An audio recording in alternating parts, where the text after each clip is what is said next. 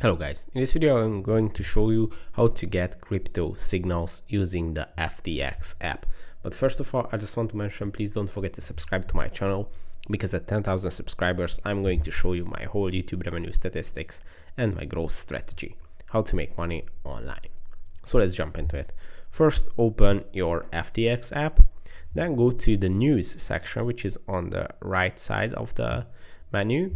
And it's going to open up automatically the signals tab, where you can find crypto signals in a chronological order, as you can see. And if you want to read more, you can just click on them and you can read further informations. And you can also find at this same tab the news section, where you can read the latest news related to crypto. Right now, the latest one is Meta to take another step on crypto, this time with Zuck bucks, which is kind of funny.